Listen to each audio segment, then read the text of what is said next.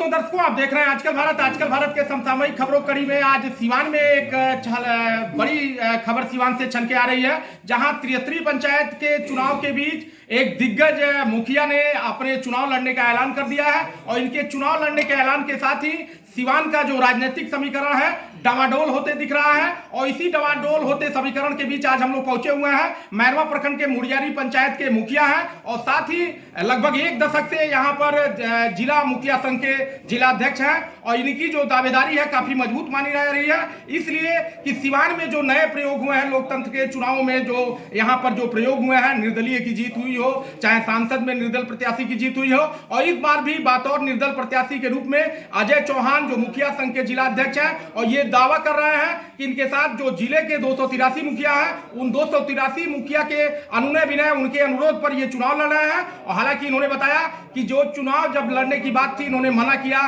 बावजूद इसके मुखिया जो थे उन्होंने वोट और नोट, जो चूंकि यह नोट का चुनाव माना जाता है, काफी धन का खर्चा माना जाता है, बावजूद इसके इन्होंने इस बार मुखिया के कहने के बाद चुनाव लड़ने की घोषणा की। और घोषणा ही नहीं की, अब तक इन्होंने अपने तूफानी दौरे के क्रम में आधा दर्जन से अधिक प्रखंडों का जो है दौरा कर लिया है। हम आपको बता दें कि इनका संगठन पूरे जिले का जो 19 प्रखंड है, 1900 प्रखंड में इनकी बाकायदे कार्य समिति का विस्तार हो गया है।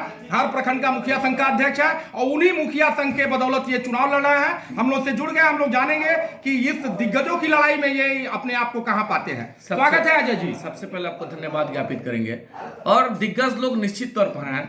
दिग्गजों की लड़ाई का अपना एक कंसेप्ट है। वो लोग लड़ रहे हैं अपने प्रभाव, अपने व्यक्तित्व, अपने सिस्टम से, और हम लड़ रहे हैं सभी माननीय जनप्रतिनिधि, त्रिस्तरीय जो जनप्रतिनिधि उनके प्यार से लड़ रहे हैं। दोनों में बहुत काफी खर्चीला चुनाव है, इसमें करोड़ों के बारे में है।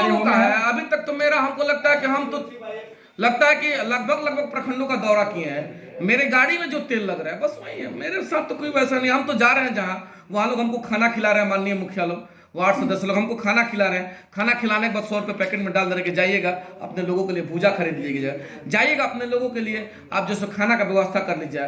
पैसा कम पड़ेगा तो अपने गाड़ी में तेल डलवा लीजिएगा। हम तो इस तरीके का लड़ाई लड़ रहे हैं ना, तो ये तो उन लोगों के लिए धन बल है ना, जो ये कह रहे हैं कि आपके वोट को नोट के बदौलत खरीदना चाहते हैं। जो लोग खरीदना चाहते हैं, ये उन लोगों के लिए धन बल का प्रभाव है। मेरे लिए तो प्रेम है, लोगों के दिल में जगह है, और उसी दिल के जगह के बदौलत हम लड़ भी रहे हैं। 283 हमारे साथी और 283 मुखिया अपना चुनाव समझ कर लड़ रहे हैं। अजय चौहान का चुनाव नहीं। अजय चौहान तो अकेले चना भाट थोड़े बोलता है। मेरे बस का अगर लड़ाई होता तो हम भी 3 महीना 2 महीना पहले से नहीं भेलक बांटते ऐसा तो। और रियल बात आपने कहा कि गुणागणित का चुनाव है, ये चुनाव को गुणागणित पे बना दिया गया है।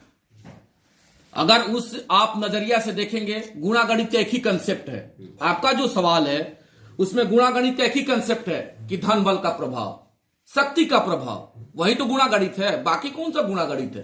तो उसमें तो निश्चित तौर पर हम कमजोर है, इसमें कहीं दो रहने का हम कमजोर नहीं है, क्योंकि मेरे पास ना वो धन है, ना बल है, ना प्रभाव है, ना शोहरत है, ना रुतबा है। लेकिन एक गणित मेरे पास जरूर है।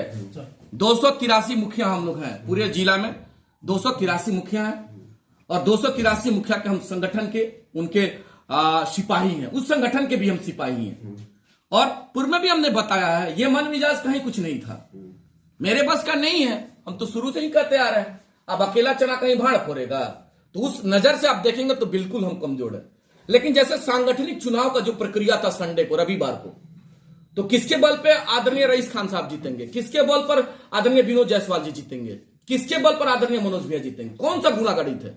तो ये लोग गुणागणित लगा रहा है कि उन मालिकों के पास जाएंगे और अपने ताकत, अपने लिफाफा के बदौलत हम चुनाव जीतेंगे। इसी प्रभाव की चर्चा कल तक तो आप उन्हीं मालिकों के साथ आप भी थे। बिल्कुल बताना चाहते हैं, कल तक नहीं, बिल्कुल बताना चाहते हैं। उस सवाल पे आ जाना चाहते हैं। आप कह रहे हैं जो उस सवाल पे आ जाना चाहते थे। राष्ट्रीय जनता दल की बात है, आप वही कहना चाहते हैं कल उन मालिकों के साथ थे। रविवार को संडे को बैठक थी और 283 मुखिया में 240 नया चेहरा है, जो अपने बल, अपने व्यवस्था, अपने बुद्धि, अपने क्षमता के बदौलत लोगों के बीच में आया हुआ है। 240 चेहरा। जब तमाम लोगों की हम बैठक कर रहे थे, संगठन पे चर्चा हम कर रहे थे, आदरणीय मेरे सभी इलेक्ट्रॉनिक मीडिया के साथी, तो संगठन पे चर्चा करते करते जो समस्याएं छन के आती है, वो चाहे मनरेगा से हो, चाहे मानव बल को लेकर के हो, पेंशन से हो, राशन से हो, किरासन से हो, जाति से हो, आय से हो, निवास से हो, थाना से हो, पुलिस से हो, नली से हो, गली से हो, तमाम इशूज जब छन के आता है आवाम का, तो चर्चा करने के दरमियान लोग अपने आप को विवश देख रहे थे कि भाई किससे हम बात करें। हर वक्त हम लोगों ने बात किया, कलेक्टर महोदय से हमने बात किया, डीडीसी महोदय से हमने बात किया, उस संदर्भ में हम हर वक्त पत्रचार भी करते रहते हैं। फिर हुआ कि इसी कड़ी को मजबूत करने के लिए बाबा साहब ने संविधान में एक व्यवस्था दिया है। देश रत्न डॉक्टर राजेंद्र प्रसाद ने संविधान में एक व्यवस्था दिया है। उस व्यवस्था का नाम है कि अपने द्वारा अपने ताकत के बदौलत चुना हुआ प्रतिनिधि जो एमएलसी के रूप में बिहार विधान परिषद में जाकर के बैठेगा। और आप समझिए, बिहार विधान परिषद में जो व्यक्ति जाकर के बैठता है अपने सभापति के सामने, जब पंचायतों की समस्याओं, त्रिस्तरीय पंचायत के लोगों की समस्याओं को जवाब। तो दोस्तों दर्शकों, आप लोगों ने देखा ये जिला मुखिया संघ के अध्यक्ष अजय भास्कर चौहान जी थे और इन्होंने इस बार बाकायदा एमएलसी पद से चुनाव लड़ने के लिए ताल ठोक रखी है और इन्हें विश्वास है कि जो जिले के जो त्रिस्तरीय पंचायत के मुखिया हैं, वार्ड हैं और अन्य जो जनप्रतिनिधि हैं उनका सहयोग मिलेगा। उन्हीं के समर्थन से ये चुनाव लड़ा है, अपनी जीत को पक्की मान रहा है। कैमरा पर्सन इमरान साथ मैं अशोक कुमार पांडे, आजकल भारत सिवान।